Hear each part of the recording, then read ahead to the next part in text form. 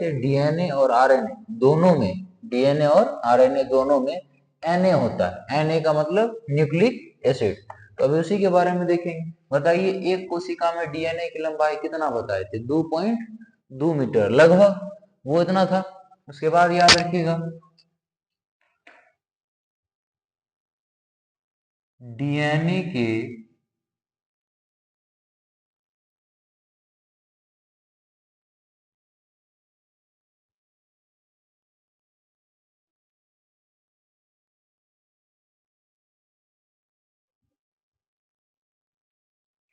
DNA के विशेष खंड को क्या कहते हैं? जीन कहते हैं। डीएनए के विशेष खंड को क्या कहते हैं?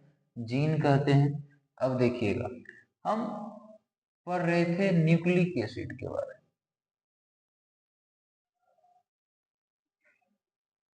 में। न्यूक्लिक एसिड दो प्रकार का, एक होता है डी न्यूक्लिक एसिड और एक होता है आर न्यूक्लिक एसिड। यानी कि एन देना है न्यूक्लिक, ए देना है, यानी कि डीएनए और आरएनए होगा। न्यूक्लिक एसिड दो प्रकार का, डीएनए और आरएनए। इसका फुल फॉर्म हम कल बताए थे, बताइए तो क्या होगा? Deoxy ribose nucleic acid. और इसमें क्या होगा? Ribose nucleic. इसमें क्या क्या बताए? डीएनए में deoxy ribose nucleic acid, RNA क्या होगा? Ribose nucleic acid. अब देखिए, याद रखिएगा, DNA carbon, hydrogen, nitrogen, oxygen का बहुलक है। डीएनए क्या है? कार्बन, हाइड्रोजन, नाइट्रोजन, ऑक्सीजन का बहुलक है। ठीक। डीएनए मानव में जो होता है उसका डीएनए मानव में जो होता है उसका संरचना सर्पिलाकार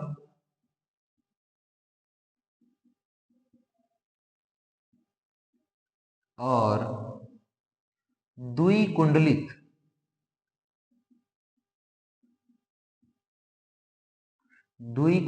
जिसको कहते हैं डबल हेलिक्स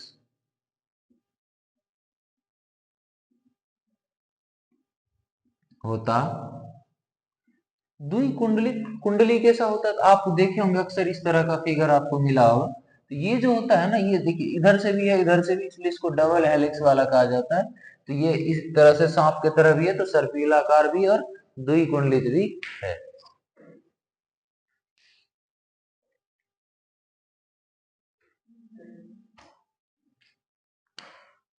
एक चीज याद रखिएगा, डीएनए न्यूक्लियोटाइड का डीएनए न्यूक्लियोटाइड का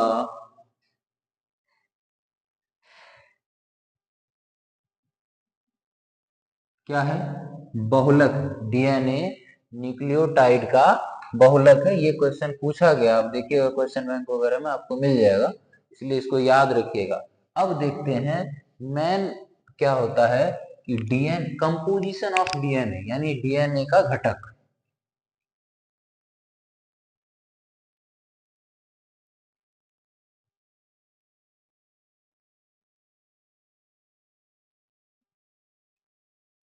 जिसको या तो आपको डीएनए का घटक पूछेगा या तो आपको न्यूक्लियोटाइड का पूछेगा,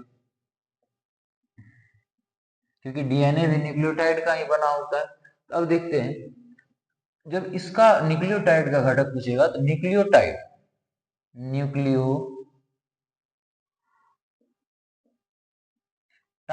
तीन चीज से बना होता है: नाइट्रोजनी क्षार,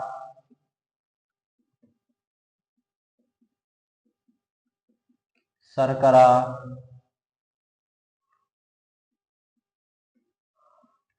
फॉस्फेट, फॉस्फोरिक एसिड भी रहेगा। क्या क्या है? नाइट्रोजनी क्षार, शर्करा, फॉस्फेट। पूछेंगे न्यूक्लियोटाइड किससे बना होता है? तीन चीज से। क्या क्या? नाइट्रोजनी क्षार, शर्करा, फॉस्फेट। तो हम जब भी न्यूक्लियोटाइड लिखेंगे दिमाग में रखेंगे तीन चीज। क्या क्या? N, S, T. क्या नाइट्रोजनी बेस, क्षार को बेस कहते हैं ना, इसलिए नाइट्रोजिनस बेस, शुगर शर्करा में शुगर, फॉस्फेट तो फॉस्फेट हो गया। यानी कि न्यूक्लियोटाइड कितने चीजों से बना होता है? 3 चीजों से बना होता है। क्या क्या बना होता है? तो नाइट्रोजनी क्षार, शर्करा, फॉस्फेट। नाइट्रोजनी क्षार, शर्करा, फॉस्फेट। तो अब देखते हैं न्यूक्लियोटाइड। ठीक, अब आप बताइएगा ये तीनों में से, तीनों कौन सी दिए थे? एक है आपका नाइट्रोजनी क्षार, जिसको कहते हैं नाइट्रोजिनस बेस। एक है शुगर यानी कि शर्करा, और एक है फॉस्फोरिक एसिड या फॉस्फेट, आप लिखिए इसको। ठीक, ये है ना। अब देखिए नाइट्रोजनी क्षार ये होता है 2 प्रकार का। ये तो पहली बात, नाइट्रोजनी क्षार याद रखिएगा, कार्बनिक अणु। क्या कैसा अणु है? कार्बनिक अणु। नाइट्रोजनी क्षार 2 प्रकार का होता है, एक होता है प्यूरिन और एक होता है पायरिमिडीन। Purine, pyrimidine. क्या क्या बोले? Purine, pyrimidine. बताइए न्यूक्लियोटाइड 3 चीज से बना है, कौन सी? NSP, नाइट्रोजनी क्षार, शर्करा, फॉस्फेट। नाइट्रोजनी क्षार क्या प्रकार का? 2 प्रकार का। कौन कौन? Purine, pyrimidine. Purine, pyrimidine, purine, pyrimidine. अब याद रखिएगा प्यूरिन भी 2 प्रकार का, पायरिमिडीन भी 2 प्रकार का। तो याद रखने के लिए क्या करेंगे? तो याद रखेंगे प्यूरिन 2 प्रकार का, क्या क्या? AgTC। क्या क्या याद रखेंगे? AgTC, AgTC। यानी कि A क्या है? प्यूरिन, G क्या है? प्यूरिन, T क्या है? पायरिमिडीन, C क्या है? पायरिमिडीन। तो A का मतलब क्या होता है? एडेनिन। G से क्या होगा? ग्वानिन। T से क्या होगा? थायमीन। C से क्या होगा? साइटोसिन।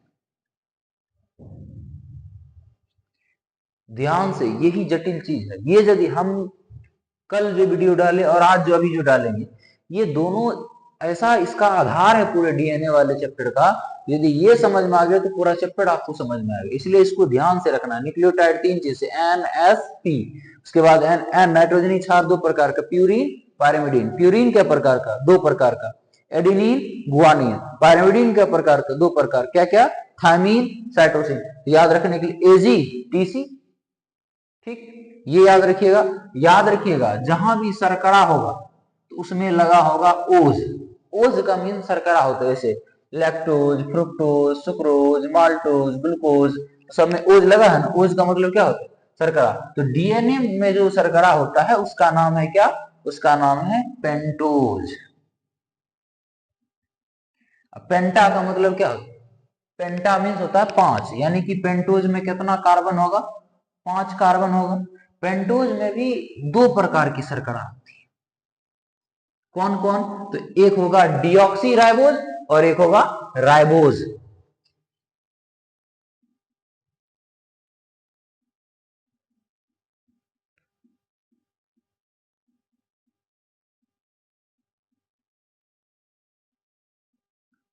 एक होता है राइबोज और एक होता है डीऑक्सी।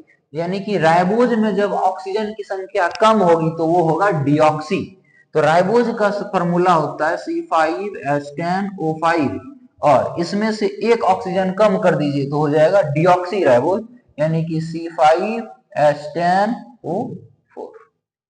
और राइबोज के साथ न्यूक्लिक एसिड जोड़ देंगे तो आरएनए बन जाएगा, और डीऑक्सी राइबोज के साथ न्यूक्लिक एसिड जोड़ देंगे तो डीएनए बन जाएगा।